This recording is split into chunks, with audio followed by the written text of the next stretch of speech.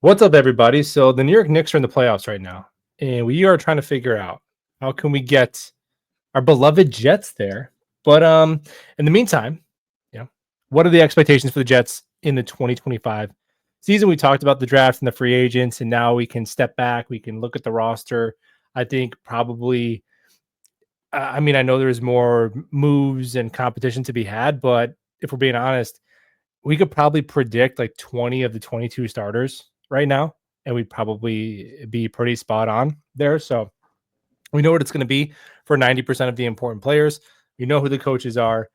And now, what are we hoping for in the 2025 season? Do you have like a win total attached to it, or is it more of a context eye test kind of thing for you?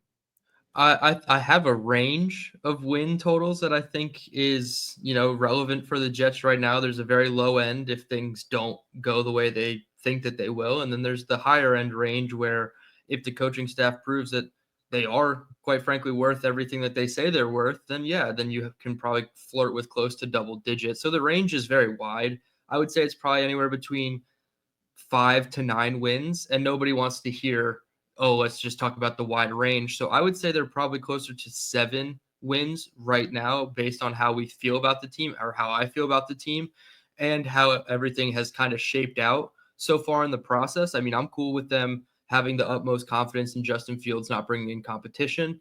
That could backfire, obviously. And I'm doing a little bit of a power ranking series for the Jet Nation channel, and quarterback does not come in anywhere near the top. And it could Yeah. finish the season very well at the top if things go right. But if that doesn't hit, it's going to be very tricky to see exactly where the Jets fit in. So I would say 6 to 9 wins is the range, and I'm falling somewhere in like the 7 and 10 win range. Yeah, 7 and 10 would probably be my guess Mhm. as of right now. Now we were both 10-win guys last year, so who knows? We cut that Yeah. in half. So don't gamble, not gambling advice for sure. But I was trying to think. I'm like, okay, we want to see the Jets establish a culture, start to give us signs that they have a solid coaching staff, because that's really the two things. Is like the coaching staff and the quarterback are two things this team has to get squared away before much else starts to matter. To be honest, just because the margin for error, like you almost have to have a perfect roster. That's how it felt. The Jets previously, like they had to almost have a perfect roster, and they couldn't overcome much because they didn't have the quarterback until Rodgers, and then when even he got there, he wasn't the kind of guy who was like coach proof anymore. So the coaching and the quarterback play is tough, because if you look at even like the 2023 and even 2022, 2024, like the Jets had, I would say they lost. I'd say they lost a lot of games to teams that they were, you could argue, are more talented than. So we got to get those two things squared away. And honestly, I think if I was going to bet on just how optimistic I am on one or the other, I would say probably on Aaron Glenn being the guy, because his complete unknown as a head coach is probably just a little bit better than Justin Fields being to this point, just not an NFL starter. So hopefully it's both. But if we could get one, I will take it, man. If we could get one of the two, some positive intel on those two spots. And I was trying to think, okay, what does it look like to not have a winning season, to not be really good, and also take steps towards like having a good culture? And I think one of the examples is the Bills before Josh Allen really popped, because it was 3 seasons where it was Terod, and then it was Josh Allen's first 2 years. Remember, Josh Allen's rookie year, he was terrible. And then his second year, he was like kind of okay. And then the third year, he was like MVP candidate. So in those 3 seasons, the Bills were 2 games over 500. And they were competitive. I think they made the playoffs once or twice. They made the playoffs with Terod Taylor. Actually, they broke the playoff drought with him. So I think that's an example of a team who's not a Super Bowl contender because they don't have their franchise quarterback yet, but was obviously, like, Sean McDermott was a steadying force, and started to change their culture. So I hope Aaron Glenn can do that. And and it's not going to be, if he's doing that, it's not going to be a 2 to 3 win team. There's just no way, right? Like, so there has to be a minimum amount of wins, and I think it has to be, the minimum should be they have to win more games than last year. I think at least 6 games would have to be the minimum to feeling any sort. And that sounds like a pitiful bar. I get it. I'm saying that's the absolute lowest. Like there's no version of this season unfolding where you feel good about it if they win 5 or less games, in my opinion. Unless somehow Justin Fields is like Joe Burrow, but the Jets like lose every game because the defense, right? It's a very narrow needle to thread. So yeah, I'm in that range with you, man. I say 7 wins. You think about the leap between the Jets when Saleh and Douglas first took over, it was a 4-win team. It was terrible. It was a complete rebuild. But then that next season, I think they won 7 games, but even though they only won 3 more games, I think the arrow was pointing way up between those 2 seasons. Like that offseason was very successful. They had the good draft. They had some good free agent signings like DJ Reed, even Tyler Conklin was solid. So a step up season like that, I think would be nice. And man, forgive even me like if I'm 8 wins would be wrong, great. that year that they went 7-10, that first 7-10, they lost their last like 6. Yeah, they were So they 7 were and 4. 7-4. They were on their Yeah, way yeah. to doubling their win Saleh total. was a I remember, betting favorite to win Coach of the Year yeah, he was. in November. Yeah, after what was it, That's the Eagles crazy. game, and then like there's one more game after that we won, and like that was probably the peak of Robert Saleh's tenure with the Jets, with 7-4 with Zach Wilson and a really good team around him. But kind of like to your point, like you had everything built around the quarterback, and then they just tried to drop the quarterback in, and it didn't really work. And now they're taking a completely different approach. And to your whole point about like if Aaron Glenn or Justin Fields, I would much rather have Aaron Glenn be the guy than Justin Fields, because the rest of your team is developing under Aaron Glenn, even if Justin Fields doesn't pop. Obviously, you would love for it to work with Fields, but I want to see more about what Glenn is doing in his rookie season with the Jets, more so than what Fields is doing in his first season, because we kind of know what Fields is, and if they can get more out of him, that'd be wonderful. But I want to know, what is Aaron Glenn made of? And if you can get that Aaron Glenn version that we're kind of talking about right now, there's no reason this team wins less than 5 games, and it should have more wins than they did last season. And you almost have to consider, is Aaron Glenn one and done if they win less than 5 games? Because at this point, like, the talent on the roster is not 2021. There's a lot of threading the needle. I've been saying a lot with a lot of these players, even Cisco, who had a down 2024.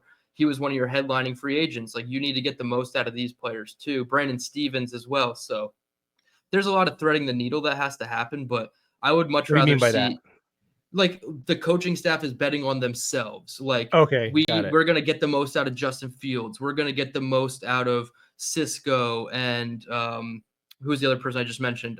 Brennan Stevens. Stevens. Yes, like they're betting on players who had a down 2024, but they're gonna coach them back up to where they were in 2022, 2023. So like I said, it's a lot of threading the needle of like, okay, we have to back up the talk of, we're gonna get our late round guys to play like mid round guys, or mid round guys to play like first round guys. Like, that's all well and good if it actually happens. But I just want to see Aaron Glenn take those steps more so than I would rather see Fields take the steps. Although I think Fields succeeding would lead to more wins. I just don't know if the rest of the team also follows, if that makes sense. Yeah, and I think they are inherently linked, right? Because if Glenn has the chops, and more, I would say equally as importantly, Engstrand, because with Fields, and we'll talk about him at length in this episode. I feel like there's been so much. He's been in very almost under the radar QB edition, for sure. So I'm excited to chop it up about Fields. But if Engstrand is an average offensive coordinator, I think he'd be the best offensive coordinator that Justin Fields has ever had compared to Arthur Smith. Like Pittsburgh, they're steady because Tomlin is steady, and their ownership is steady, but they've really struggled to find an offensive coaching staff like since Big Ben's retirement. So, and obviously in Chicago it was a mess. So if Engstrand is average, that'll be the best offensive coordinator he's had.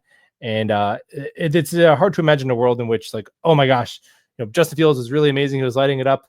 But man, that Aaron Glenn and that coaching staff is no good, So, but Yeah. I do think, but there is a world in which Justin Fields kind of stays the same. It's like, oh, that's kind of who he is. But other teams are, other parts of the team, like young players are developing. Wow, Corley, they're using Corley. Holy crap, this Smith kid, they figured out his catches were not an issue. They're utilizing him. Wow, Ruckert's a decent blocking tight end now. Oh, Mason Taylor doesn't have to wait until the 6th week of year 3 to play over bum veterans. Like, so we can get a lot of encouraging information, even if Fields kind of stays the same. Obviously, you'd if they turn Fields into a above average starting quarterback, then that's in and of itself that will be evidence of good coaching. It's hard to imagine that wouldn't permeate kind of throughout the roster. So one of them is they're kind of not necessarily mutually exclusive, but yeah, man, I get what you're saying. I think this staff will be probably the biggest decision they will have to make that will define them. If you just look around the league, like it is what it is what they do at quarterback next offseason. Whether that's Mhm. betting on Fields again because of how well he played, whether that's who they draft next year, because I think one of those two things has to happen, right? Either Fields is like the guy and he's extended, he has that Sam Darnold year, that breakout year, he gets a big contract, cool, or he's not, and they draft a guy, or they're unsure, and then you'd still have to draft a guy if you're unsure if there's a guy that falls to you as a first round grade. So I hope Justin Fields plays well enough to where it's a massive debate on whether or not we should draft a quarterback. Right. Like I think that is a good Yeah. litmus test. I hope Jet fans are at each other's necks next offseason, which we will be regardless Mhm. of We'll find whether something. keep Fields or draft a quarterback is gonna be yeah, it's gonna be one for the ages, man.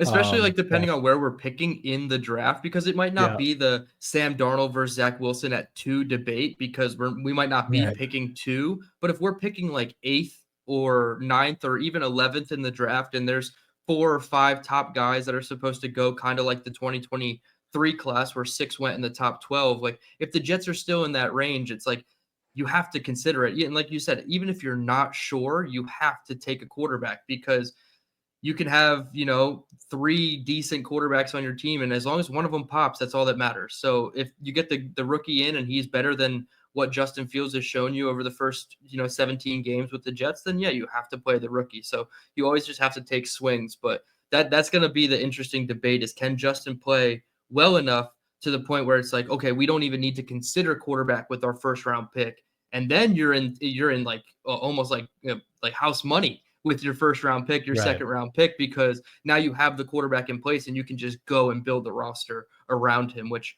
I feel like is something that Joe Douglas didn't necessarily do. He just kind of built the team and plopped the quarterback in. And now we're seeing it kind of built around the quarterback, whether he is the guy or not. They're at least trying to build around the quarterback. Yeah, yeah, and then obviously I honestly think I think with Sam that was definitely a bigger issue because Sam, if you look back at some of those depth charts, man, it's pretty gross. Oh With yeah. Zach, I just think he wasn't good enough, and the coaching was really bad, and the offensive line injuries were pretty tough. I know that uh, I've called out Joe Douglas just for saying, "Hey, man, the results were what they were." But I think like process wise of what he was trying to do, like I followed a lot of like, okay, that makes sense, that makes sense, that makes sense. Didn't work out, is what it is. Now new people are here. What is something that you're looking for with? So you have Engstrand, he's got Fields, knowing what Fields and why can't the Knicks start on time, dude? Why do they have to get down by 20 points every game before they start? This is not sustainable. They're gonna lose 4 in a row. I have a feeling they're gonna go up 2-0 and they're gonna lose in 6. Whatever. Oh Um, man. let me know if you guys are watching this in the morning. Let me know. Did the Knicks win? Did the Knicks win? This is not looking so good so far. What are you hoping? Like, if you could point to a couple of things, what are you hoping that Engstrand can either like improve with Justin Fields or take advantage of? Is there something that you're looking for right away? Like, oh, we can exploit this that another coach didn't have him do, or something like that.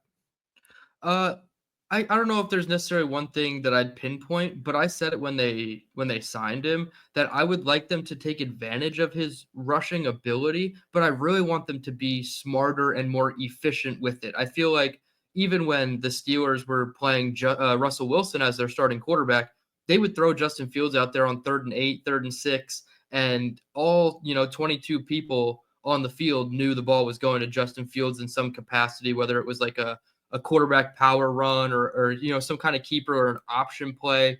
Like it really limited their playbook when they brought Justin Fields in, and that's not saying they were limited the first 6 weeks when he was their starter. I feel like if you can get him into the pocket passing mindset where he's gaining like confidence building throws, and I did a couple of clips of Quentin Skinner, and he's like the perfect example because he's 6'5", almost 200 pounds. He can stretch the field, but he's also going to win in the short to intermediate area with his big frame. If you could just give him some confidence catches on the outside where he's throwing with a little bit of anticipation on like a 8-yard hitch route to Josh Reynolds or something, like get him some throws like that where he's just building confidence in himself. Because the one thing about the Steelers is I felt like he needed to see it come open and then he was still hesitant to throw it. Maybe it's because the Steelers didn't want him to turn the ball over. They just wanted him to be like an elite game manager, and that's how they got to 4-2. So even if it doesn't necessarily turn into 4-2 with the Jets, I would like to see them be more of a pocket passer and then efficiently use his running style. If they come out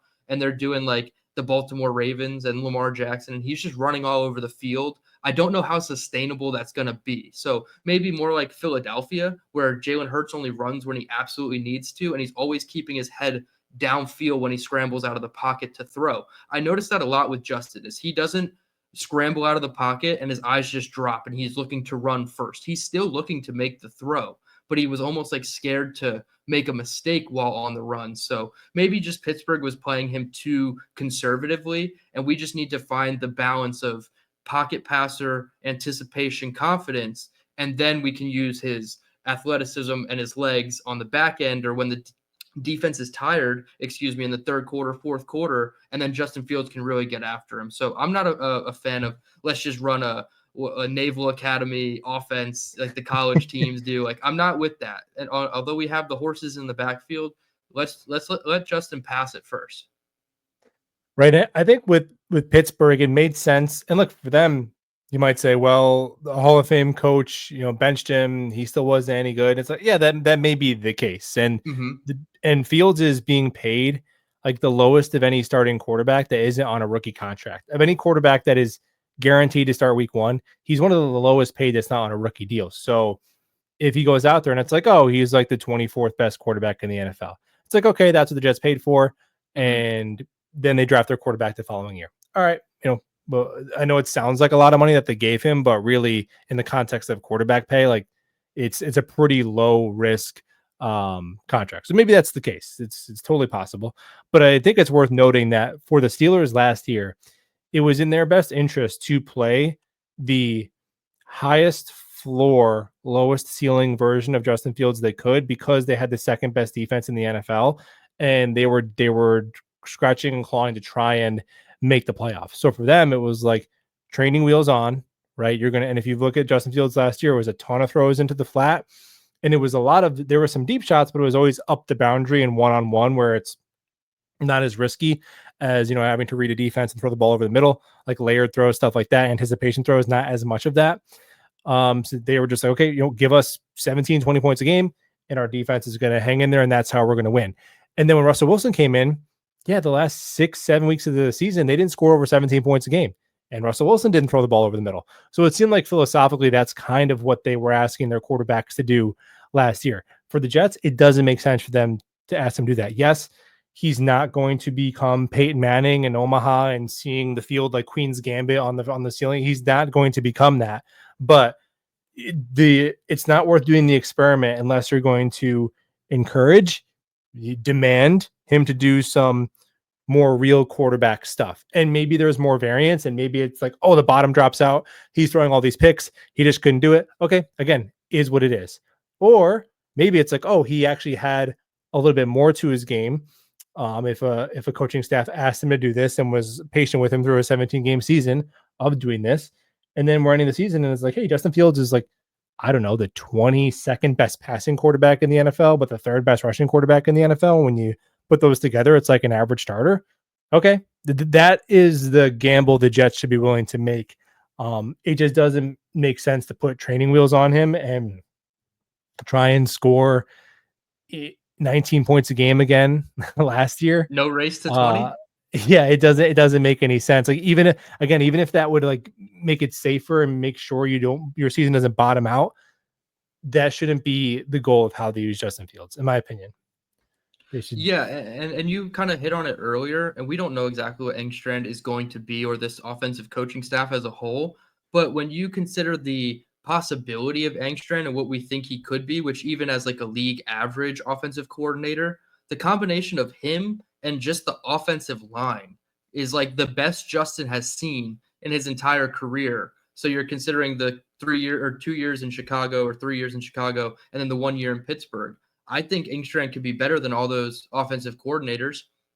And I think the offensive line is clearly better than everything he's had. Maybe, even Pittsburgh last year, I feel like we're better than what Pittsburgh was last year. Their offensive line was highly touted coming into the year, but I feel like it was not up to expectations. So I definitely think when you consider those two factors around him, yes, the skill position players aren't great outside of Garrett and Brees. And, you're relying on a lot in the rookie Mason Taylor, but this might be the best collective group around Justin in terms of setting him up to succeed in a sustainable way, not just like, oh, we have George Pickens on the outside, go throw some moon balls to him on the It's not a bad perimeter. And strategy. no, it's not a bad strategy, and it clearly worked. I Yeah. mean, Russell did it to us in the game. All he did was throw Yeah. moon balls. But like to your point, like were they just being coached only to do that and not be aggressive and throw over the middle and put the ball in harm's way a little bit Yes. more? Because it seemed like they were just asked to be elite game managers, and Justin Mhm. proved he could do it. But now let's kick it up a notch. Yes, and I think it was instructive because again, like the average depth of target, the over the middle throw rate was still very low, and it seemed like Arthur Smith was just happy to get out of there with 18 points a game and let TJ Yeah. Watt and those gentlemen get it done. But yeah, you're right. I do think the pass catching unit for this Jets team, there's outside of Garrett Wilson, there's a lot of question marks. I think the biggest variables are what version of Brees are you getting? And then between Mason Taylor, Smith, and Corley, those young guys, what are you getting out of those guys? The offensive line, I don't think it's that much of a projection. I'm very confident the offensive line is going to be pretty damn good. And then Engstrand is the wild card. I think if Engstrand is average, then the two most important things for a quarterback are probably your offensive line and your play caller. So if those two things are squared away, you have a wide receiver one. It's definitely not 2021 49ers where you could plop Dylan Tereman in at quarterback and you could win 9 games. It's not that, obviously, Mm-hmm. but I think there are maybe a variable or two away, like going their way, like Mason Taylor's development, Brees Hall bounce back from it being enough to adequately evaluate Justin Fields. Now, they're a couple injuries away from it not being it. It is what it is. I think a lot of teams are in that spot. Mm-hmm. I heard a lot of people say, "Oh, well, we're a Garrett Wilson injury away from this," and it's like, dude, that is most teams with their number one pass catcher. That is again, you want to be one of those teams that you have two number ones, like the Vikings or even the Eagles. But even the Eagles, like it's a drop off from AJ Brown to Smith. They'd be hurting Oh, without him, absolutely. and Yeah. and when Tyreek is out for the Dolphins, so that's most offenses, honestly. Yep. A lot of high flying offenses that one guy is getting so much volume, and then it's this guy's shipping in from there. The Lions are an exception, I think, to that as well. Mm-hmm. But yeah, Imagine that's if just like DK kind of what it Metcalf is. got hurt in Pittsburgh. Like the names Yeah, after DK Metcalf in Pittsburgh are not inspiring yeah. Well, they have their whatsoever. own Malachi Corley and Roman Wilson. Yes, Uh, exactly. Yeah, Calvin Austin, who like has not really he's done kind of enough. nice, but he's like 5'7". Yeah, yeah, exactly. They have really short guys outside of DK. Yeah, So yeah, it's not like a Jets exclusive problem where it's like we're right. one injury away. No, that's just the roster building process in the NFL. You can't just mash all these resources into one position and no matter what the injury is, like you're still going to be okay. Like there's a drop off at a certain point with every position. Every team has it. Like even the Chiefs and the Eagles, they're not perfect rosters, but they put it all together and they're the best teams at the end of the year. So they just have to overcome the losses in those certain spots.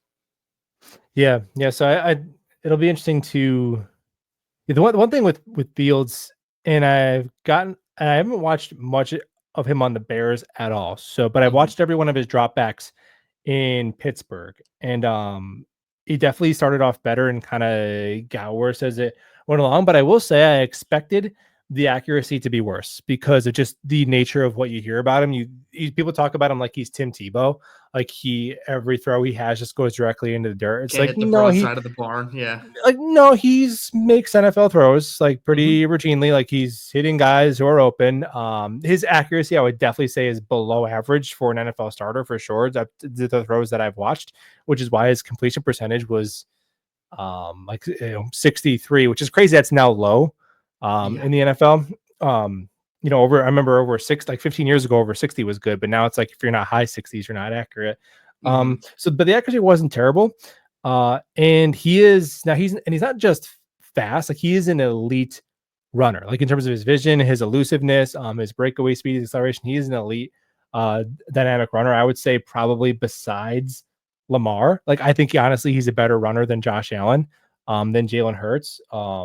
So I Yeah. mean, maybe even Jaden Daniels just because of his frame. So I think Hmm. besides Lamar, you could argue he's the second most dangerous quarterback running the football.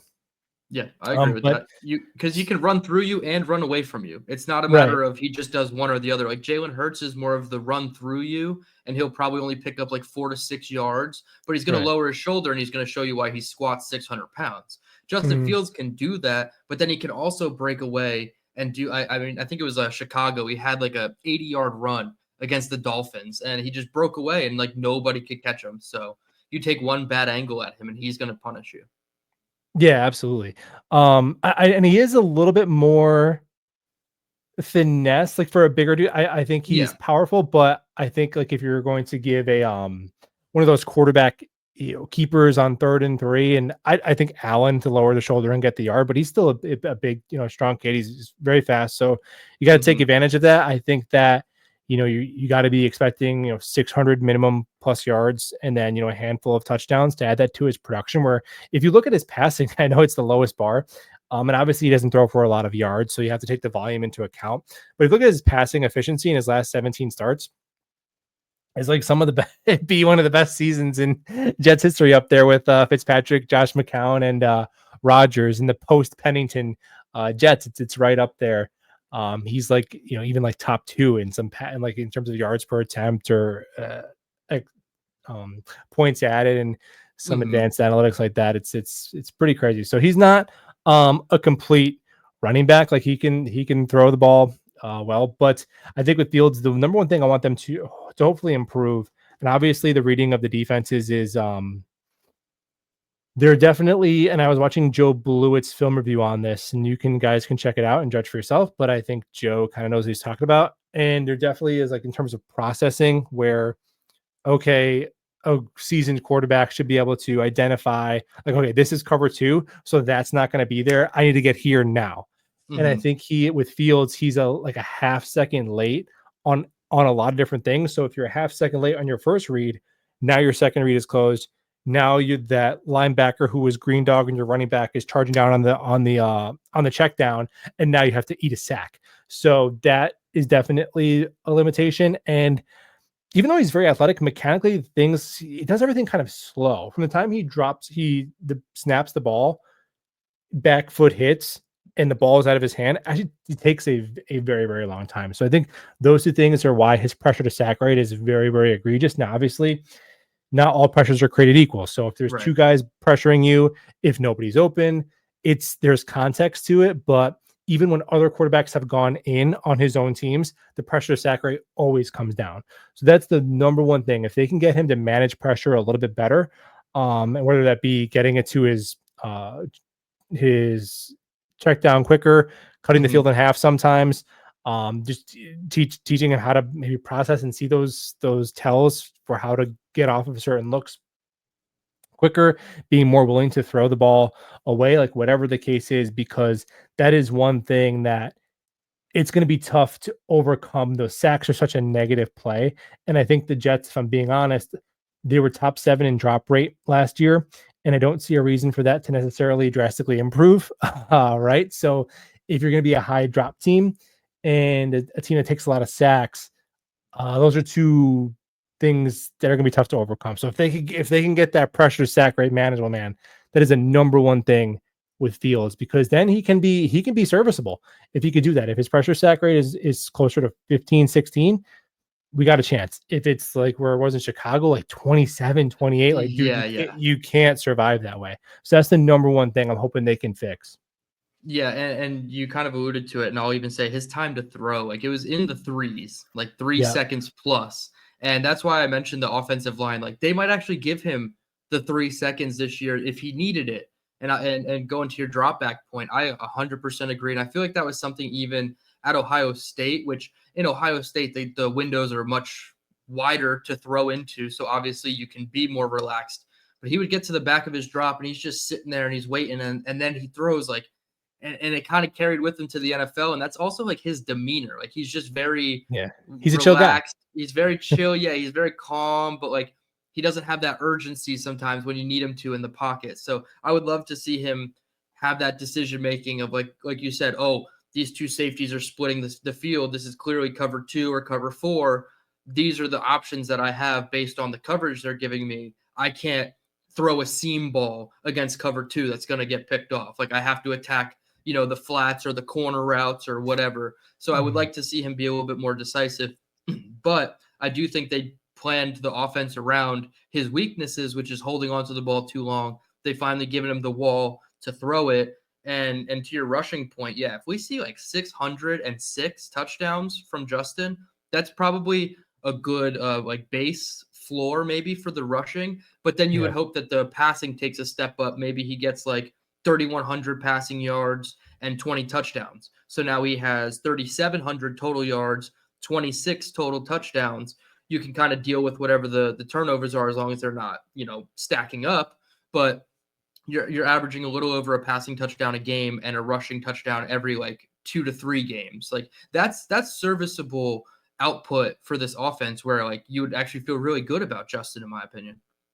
Yeah, and then you're getting enough, and then he's playing well enough to where now you can start to get more information about the other players in your team, get a chance to develop your coaching staff. Like it's a little bit of a chicken of the egg thing, right? We're quarterback and coaching where they both require a minimum threshold of competency to where you can judge each other. So hopefully they can but Fields isn't far away from that. Like he's far away from being, oh my gosh, this is our savior the next 10 years. I don't think most Jet fans are even expecting that because we didn't draft him. So it's kind of, there's not that emotional tie where it was like with Sam or Zach or Sanchez. Like, I think we're just kind of going there and like, let's see what this kid's got. But he's not that far away from being like a serviceable quarterback that you can win games with, even if he's the guy that you're not necessarily winning because of. So yeah, for sure. And his fumbles did decrease too, because that was an issue earlier in his career. There was a point like his first year and a half where he was fumbling over 1 time per game, which if you're a running quarterback, you're going to take more hits. I get that, but that's just way too much. And that did decrease. He lost 1 fumble in the 6 games last year. And the turnover worthy plays with his arm were at a career low as well. So if he's taking care of the football, if he's adding yards on the ground, and if he can get that pressure to sack rate manageable, dude, even if he throws more picks, because he has to learn the ball's got to get out. And then if the ball gets out and a safety jumps it, well, then you know what? In the film room, you say, hey, Justin, good job getting the ball out on time. But next time, this was actually this guy was a robber in cover 1. So you have whatever the hell it is. You know what I mean? Like they coach that through him. Honestly, almost treat him like he's a rookie. Like that's what we're doing here. And to me, it should be 17 games of Fields, unless he is regressed to the point where he's like Tim Boyle, which I think is unlikely. Even if he looks like he did in Chicago, unless he is Tim Boyle bad, or unless there's some weird thing like Anthony Richardson where he took himself out of a game and guys are questioning, I don't think that's going to happen with Justin Fields. So without those 2 caveats happening, by the way, Knicks just took the lead. They were down 6-0 and I was already ready to quit, but Knicks are in front 28-27. But yeah, man, just give him 17 games. Yeah. Give him 17 games and let's see what we got. Because why do I need to see Tyrod Taylor? And I understand you have to try to win. You owe it to the other guys in the roster. Look, these guys, they know what this is. You have to say, look, man. And I hope when they brought guys in, like they tell them, like, look, man, we're doing 17 games to Justin. Justin's our guy for 17 games. After that, if he sucks, are we going to subject you to 3 years of it? No, there's a limit to it. But that's what teams do when they draft a rookie quarterback. Like when the team drafts a rookie quarterback, they put him out there and he's going to play at least a year, no matter how bad he is. Even Josh Rosen got a year. So to me, that's what the Jets should do. Like 17 games of Justin Fields, and just be unapologetic about that. Like right up front to the media, like, hey man, like he's our guy. Stop asking us. Tyrod's not playing. Justin Fields is our guy as long as he is healthy. I think that should be, I mean, we can live in a world where you do that, but you also believe in competition and all those other things. Like it's just the most important position. And then this is even if it doesn't work, it's a practice run for this coaching staff on how to develop a quarterback. And they can look back. Like, are you telling me if Robert Saleh and company got a chance? Well, maybe not that offensive staff. They're just so stupid they couldn't do it.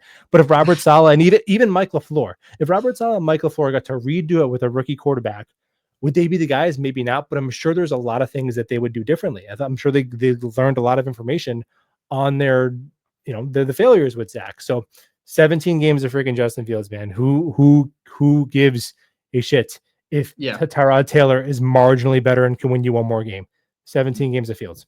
I was gonna say, and I'd add a caveat, and this is like the most unrealistic caveat, but there's a world, like I mean, for Christ's sake, our quarterback got punched in the jaw, and we went on to win 10 games with the backup. But like, if Justin got hurt and Tyrod came in and absolutely lit it up, then you would have to have the discussion of, do we keep Tyrod for the push to try to get to the playoffs, as opposed to trying to develop Fields? And like, that would be the only other caveat I could add, but it's Right. so unrealistic to happen that I don't see it. So yeah, even if Fields got banged up and had to come out of a game and Tyrod finished the game, I would go right back to Justin and be like, no, he's our quarterback. We want to see this thing through.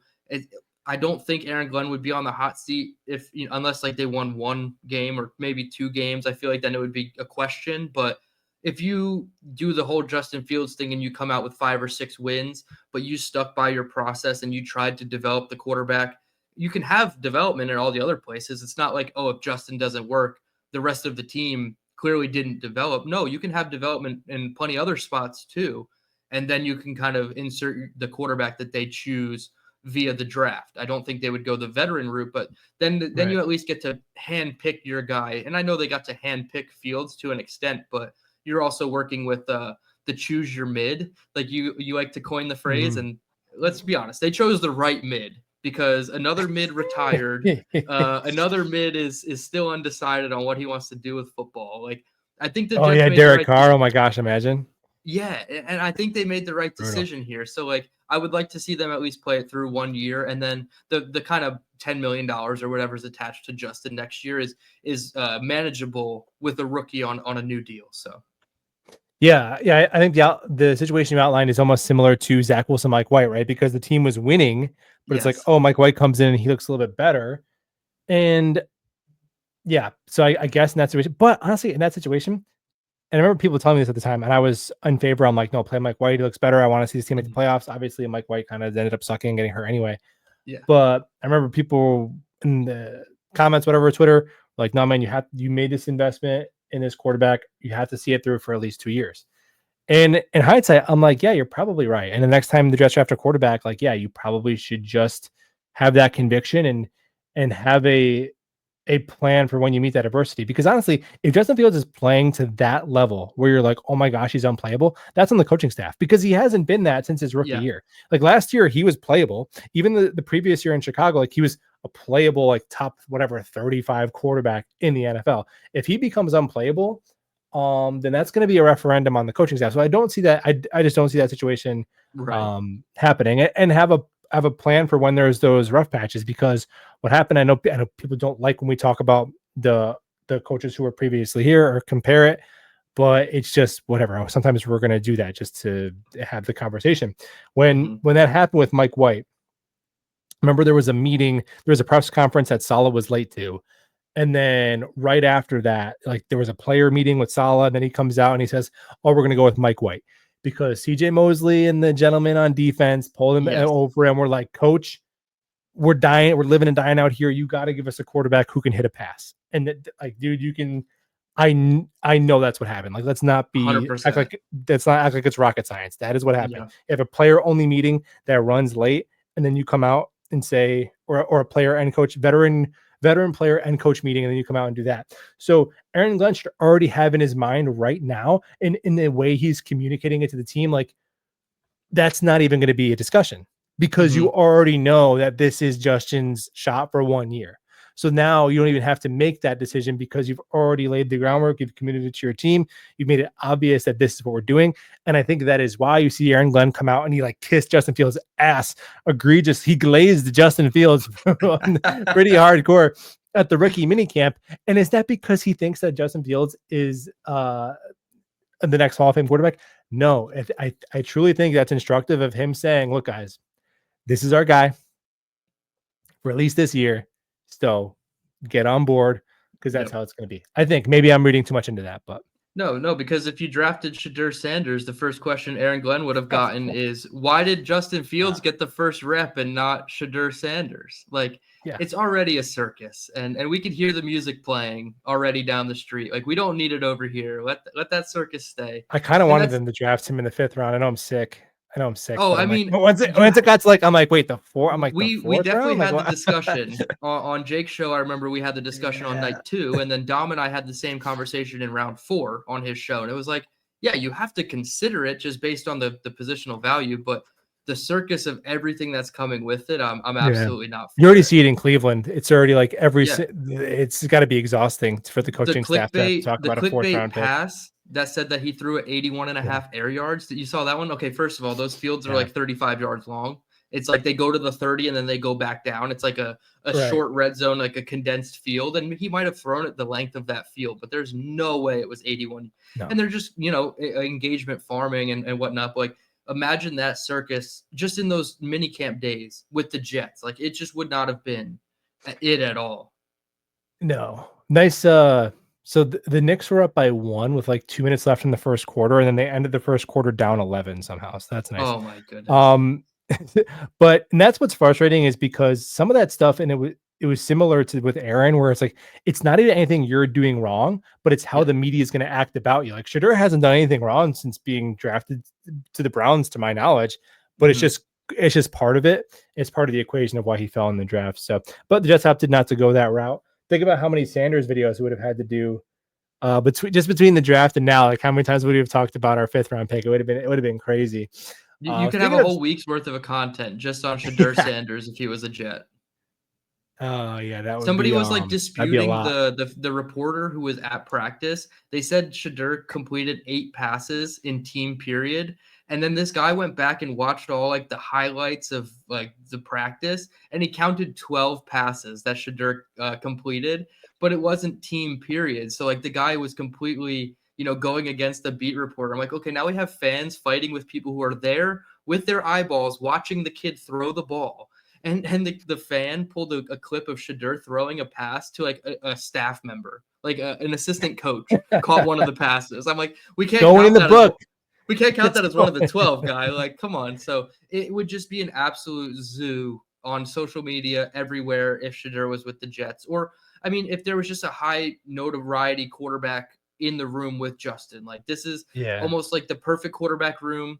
The comments that Terod made and Rich covered them, where he was like, I'm here to just support Justin Fields. And even if he's lying through his teeth and he wants to be the starter, like, that's the quarterback behind Justin we need, not the guy who's going to be like, no, I need to fight for quarterback 1, and my job is to go out there every single day and prove that I'm better than Fields because I want to make this a competition. Like, yeah, like in Tyrod's heart, that's probably what he wants to do and what he's going to do. But at the end of the day, he knows his role as QB2 and the mentor and developer of, the help developer of Justin. So the quarterback 2 situation, it just would have got so dicey.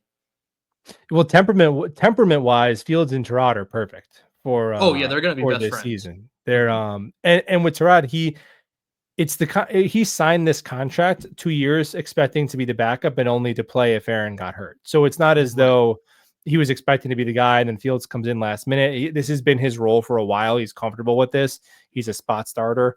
And Terod can still play. His problem is, after a month, he's going to be on IR because Yeah. it's a game that's dominated by guys who are 10 years younger and 60 pounds heavier than him. It is what it is.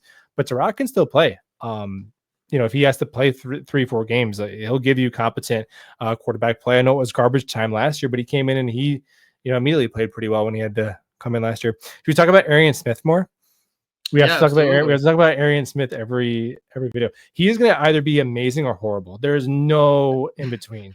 Well, Yeah. And we got beat reporter saying it's going to be Deshaun Jackson 2.0. So I like that comp from Nick Faria, and I'm not saying I yeah, like that comp because I think he can be Deshaun Jackson, but everybody wanted to point to Jamison Williams, and I think Jamison Williams is just a little unfair. I just think Jamison has too much of that it factor for Arian Smith to be Jamison Williams, and I was kind of saying like, oh, the Walmart version of Jamison Williams, that'd be fine, but if you got like a notch down from Deshaun Jackson, dude, that would be crazy ROI for your 4th round pick. And it seems like, Aaron Glenn loves this pick. He loves the player, everything about him. And I'm not saying he's going to be, a gold jacket or even a Ring of Honor member when his time with the Jets is done. But I do think we strayed too far away from the point when he was drafted initially. Like, yes, he was probably a 5th round pick, maybe a 6th round pick.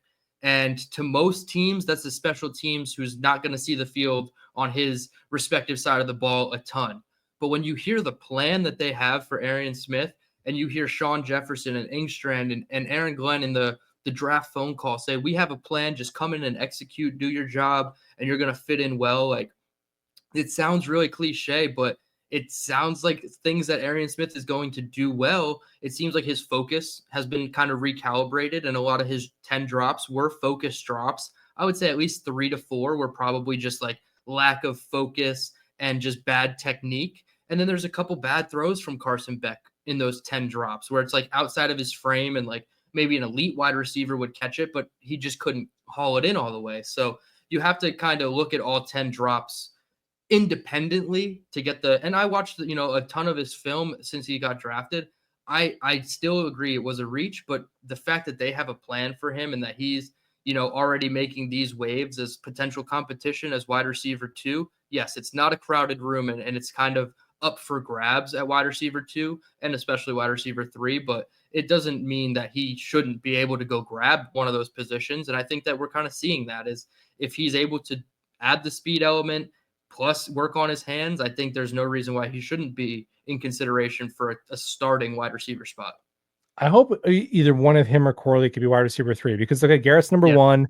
And then if you're like, you know what, Reynolds is a veteran. I know he had those drops in the playoff games, but he's had good hands throughout his career. He knows the offense. He's going to be a security blanket for Fields. He's our 2. But then one of Corley or Smith hopefully pops, because look, Lazard has the worst hands of any starting receiver I've ever seen.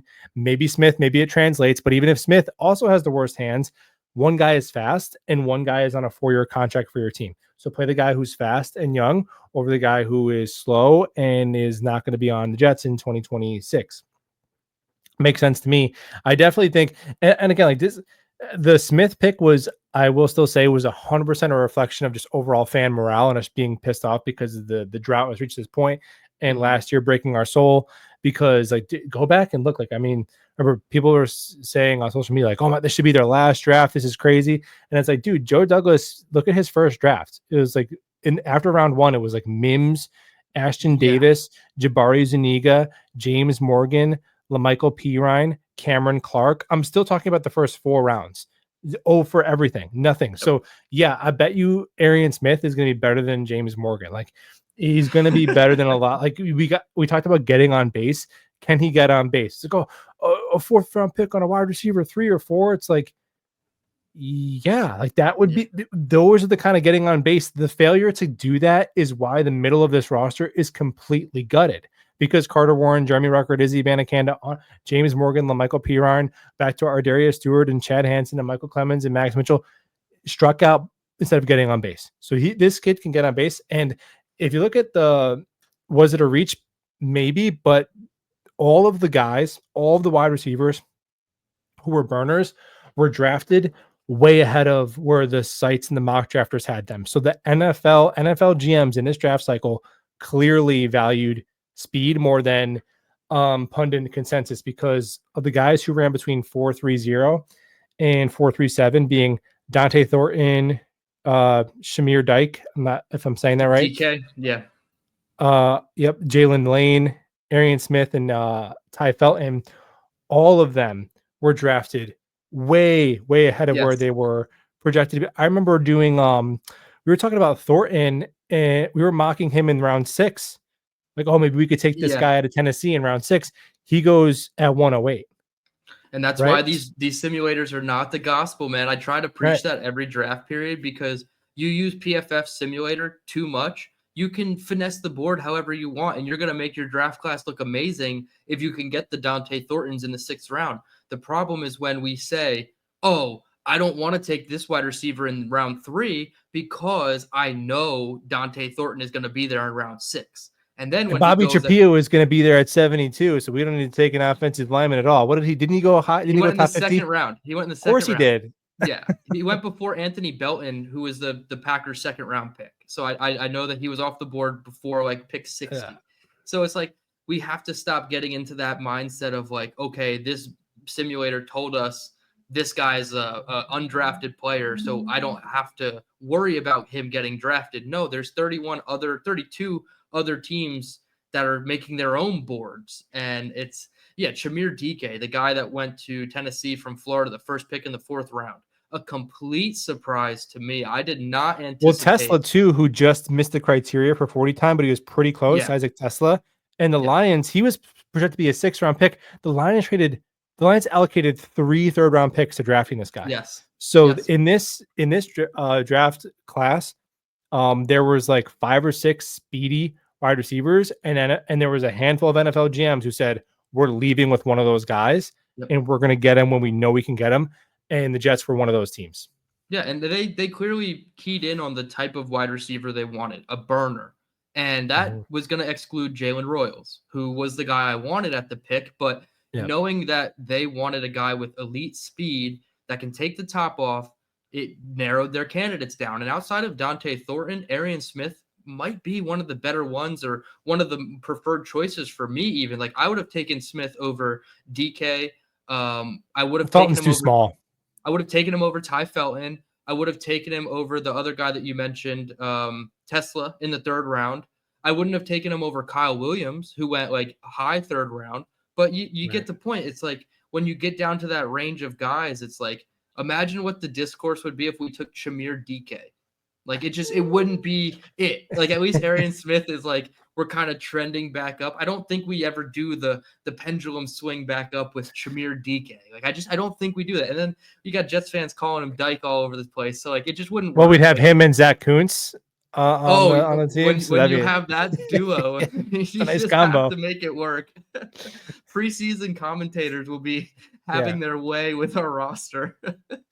Right. So I think with the Arian, with Arian, there's kind of 2 philosophies that teams can exercise there. So you could just say who is the absolute number 1 best player on our board. Okay. Like if you're shopping for groceries, you could say, okay, I have this much money. What is the absolute best food I could get? I could get my Mhm. Trader Joe's trail mix, which is honestly really good. It's a really good trail mix.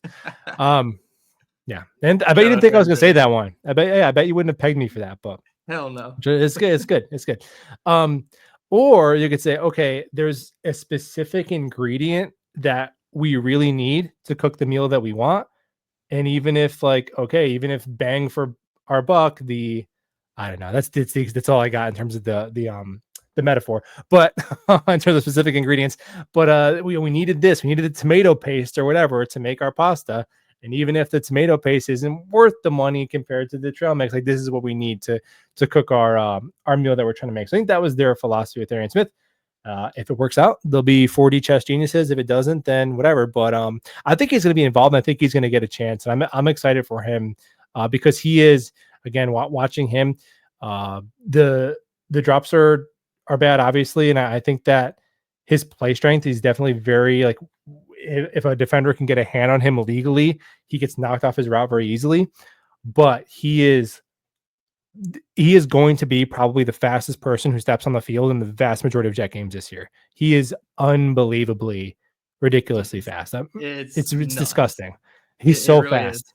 And I can't wait. Like, I'm hoping to get out up to training camp or at least a couple games this season because it is different when you see the speed in person. And he didn't necessarily get to show off that speed per se in Senior Bowl, but you got that feeling from him. It was like, okay, when he's running, it just looks different than the rest of the Mhm. guys. Yeah, So, he like, moves different.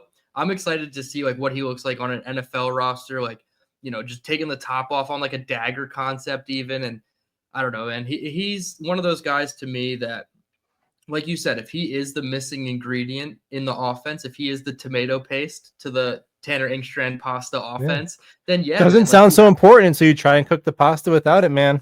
dude, imagine not having tomato paste. And yeah, exactly. I'm trying to make an Italian dish. Like it doesn't work. So I agree. If they keyed in on that type of player specifically as the missing piece, that just proves Mhm. that they have a plan for him and that there's a role for him. It's not like, oh, he's got to learn the X, the Z, and the F, and even still we're gonna play Xavier Yeah. Gibson over him because Oh he my was god. with the team longer and Woody Johnson didn't, lobby to have him sit down on the bench. But so like it's all these things that come into play with like the old Right. regime where it's like, okay, why are we jumping through hoops to get our young guys on the field? if you think that he and Alan Lazard are going to give you quite the similar output in different facets, different schematically, like, they're both players that can't catch the ball. So if you really favor his blocking in Lazard, sure, just play Reynolds and then put Arian Smith on the field too. And then you have a guy with speed who, like, in the open field, he can catch the ball. It's not like anytime the ball is thrown in his area, it's like a risk for him to drop it. If he's butt open, like down the field, like he's going to catch it. You know what I mean? Like they double team Garrett on his side. He's going to catch it. It's not like he's dropping every single pass. He caught like 72 passes. So like there's a sample size of him doing it. So we just have to just hope that he is the tomato paste we needed. His kid better be good, man. Otherwise, we're sticking up for Arian Smith, I guess. It's maybe I'm sticking up for this whole class, man. You mentioned Joe Douglas's first draft class.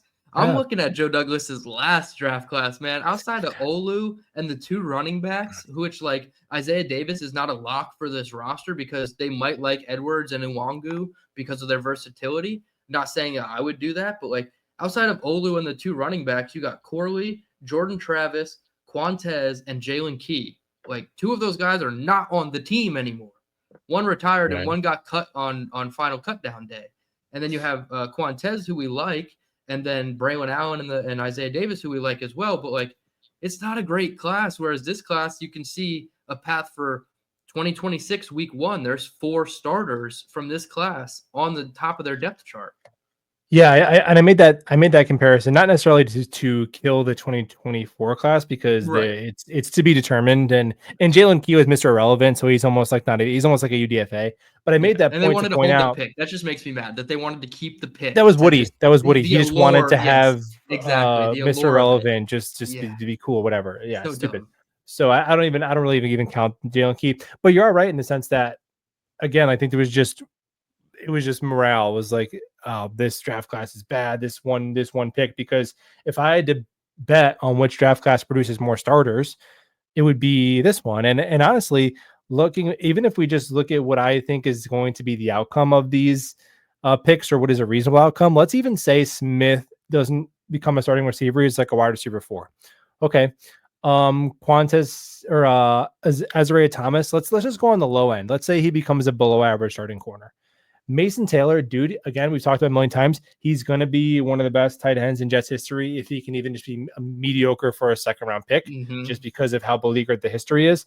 And then, maybe Malachi Moore is like an Isaiah Oliver reserve dime package player. Barron is a rotational edge rusher, and then linebacker is linebacker 3. Like, if you stacked it up against a lot of Jets draft classes and you compare pick for pick, the gap between what I just described and the heinous amounts of strikeouts we've seen is, again, the reason why the roster is in the shape that it is, and the reason why the margin for error heading into this offseason was so thin.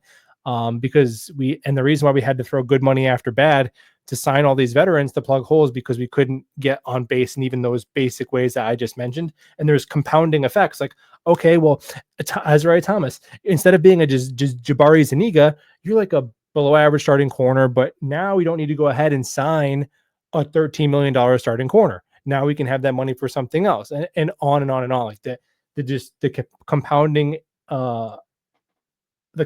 results of having a higher floor drafts. I think we're like, all of a sudden this draft class happened, and I'm like, I don't know, this offseason, it felt like all Jet fans, it was like the first day we were alive ever. I'm like, what is going on? Like, what are we talking about? Like, like all of a sudden, like the rules for Glenn and Muji was like, oh, well, he better be good. Well, he better win games. It's like, yeah man, no shit. That's what we're hoping. But again, why all of a sudden is it like they all have to get these results now? And like, oh, this kid better be good. It's like, dude, we're taking out our Jet fan stress of like 20 years on these guys who have been on the job for 5 minutes.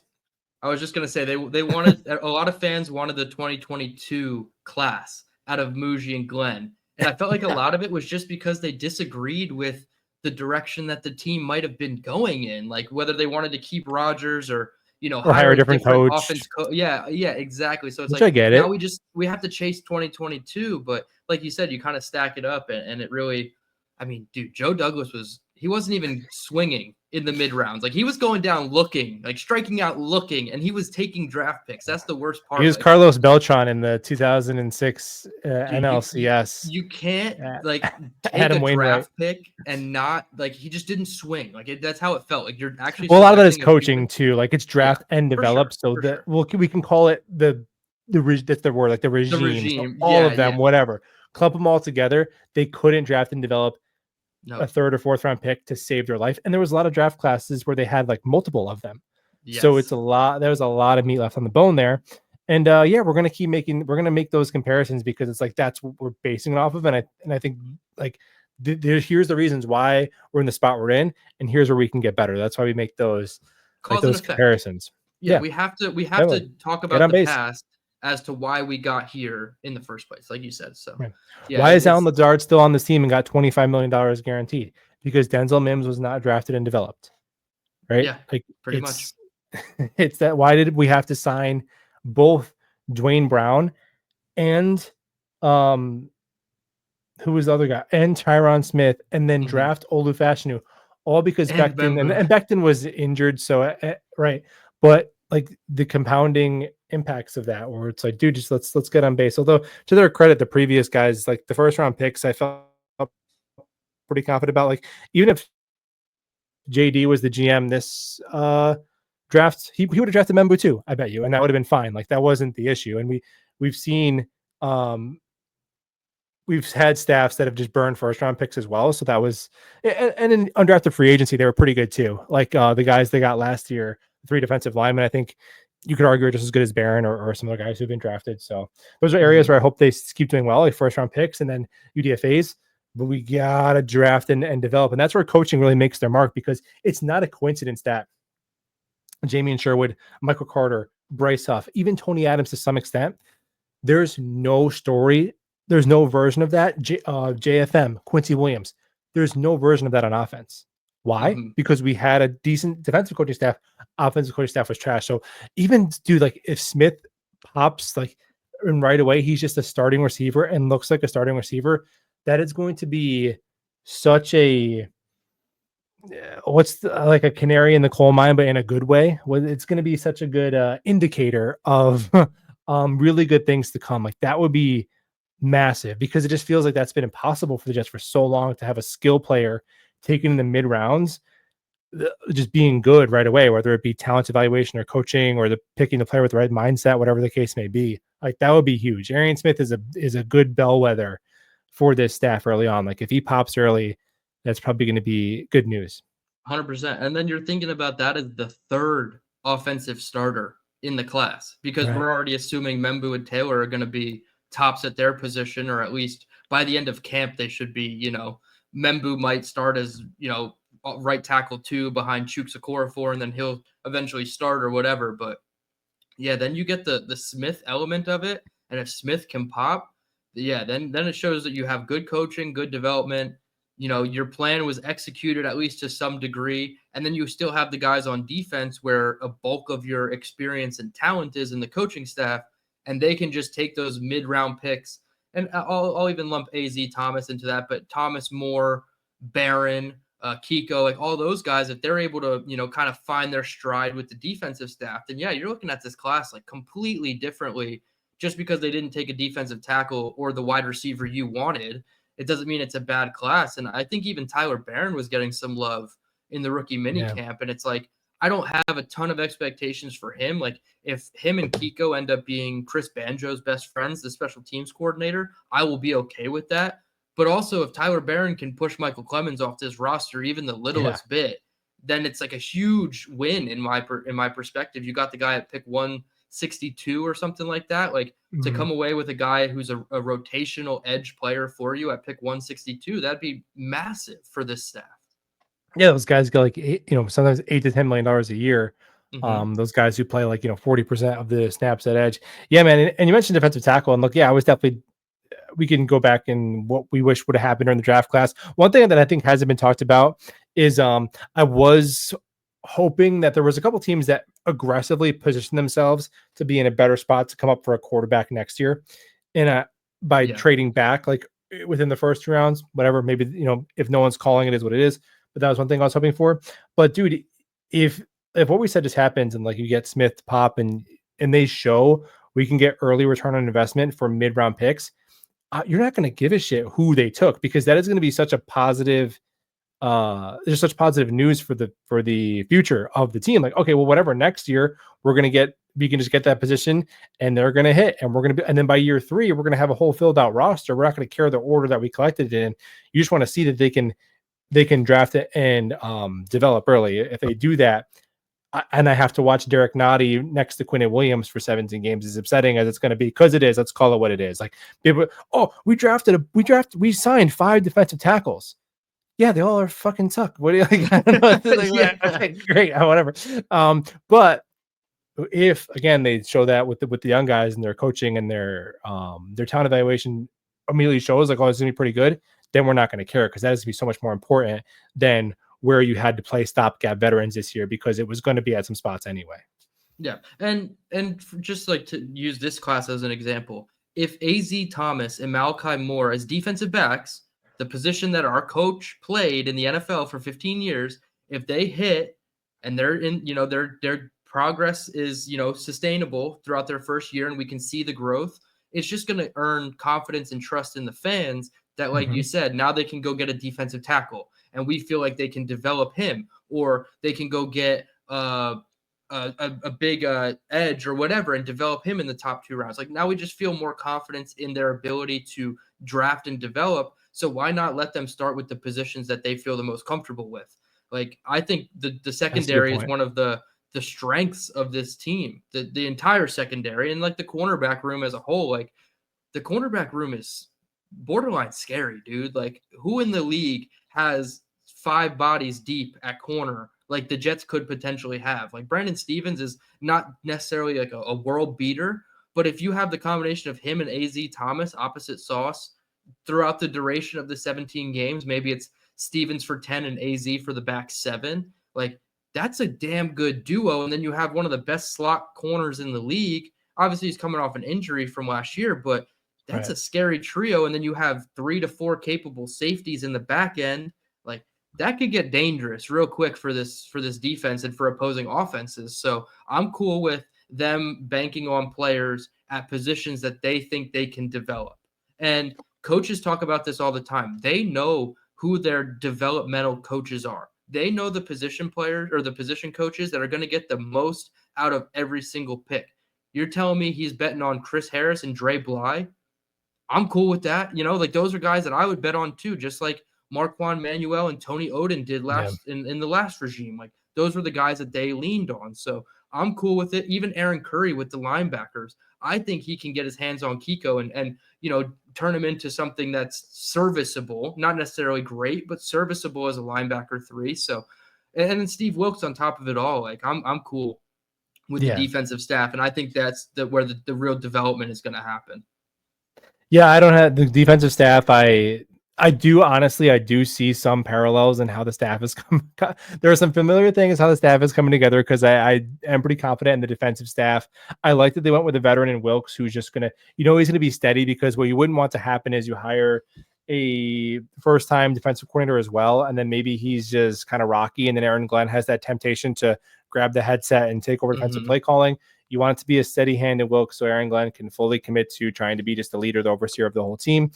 Engstrand, I think, who knows how to judge and knows. Look, they did what all teams do to try and find their good OC. They pick a good offense and they hire one of their assistant coordinators, right? That's just what they do. And that's the bet you make. The offensive staff below him, I'm going to be honest, it's like, I'm not saying they should have gotten this guy or that guy or whatever. I'm just saying it's just like, Charles London and the offensive line coach that was a tight end coach, not necessarily the most competent there, but the offensive coordinator is the biggest one. So hopefully they can hit with Engstrand there. But yeah, you're right. I do think Aaron Glenn, the identity of the offense in terms of personnel is probably going to be the offensive line. And I think the identity early on of the defense is going to be the secondary, because Aaron Glenn is a lot more blitz heavy, where Saleh was the defensive line is the identity. And like, we're going to get home with 4 and it's going to make everything else more expendable. Whereas Glenn is more, we're going to strap you in the secondary, and that's going to allow us to send more rushers, is kind of his philosophy. Lions were 7th fewest points allowed last year. even though they had a decimated defensive line because of that. So works out for him. But So yeah, after an hour and 10 minutes, I think we came to the conclusion that we are not the Lions B team, like Jay Gruden said. yeah, yeah. Yeah, the thing about that is I wouldn't even get mad if he just predicted the Jets to finish last in the AFC East. I'd be like, okay, but he did it in a I'm gonna use Jets for clicks kind of way, right? He Yeah, did it yeah. in an antagonistic way and it was just disrespectful to you're a former coach, like Aaron Glenn just got hired, like it's just unnecessary and disrespectful. He could have said he thinks the Jets are gonna suck without being an asshole about it, but so Yeah, screw I thought him. the funniest part of the clip was he had already projected the Dolphins to be the worst in the division, and then they come back around to the Jets, and they're like, "But wait, you said the Dolphins." Like, "Ah, I don't care. Throw it out the window. All Because he the hadn't thought it analysis I through. He hadn't thought it no, through. Yeah. yeah, and like Yeah.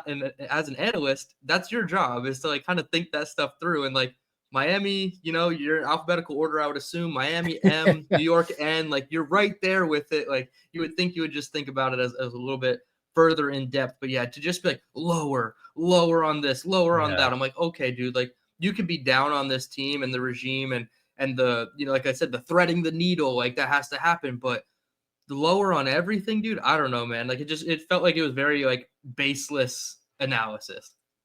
Yeah, and he's like, oh, we got Armand Membu and Mason Taylor. It's like, yeah, those were good picks. Why wouldn't you be excited because you have Armand Membu and Mason Taylor? Like, what did they do to you, man?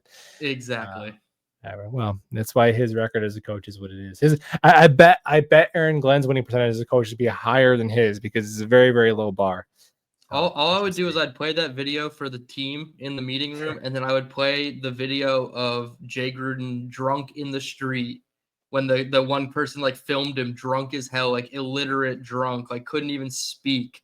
And he was still coaching in the NFL at the time, and like he ended up Nice. getting in trouble. But like I would just play that video because that's exactly what that analysis felt like.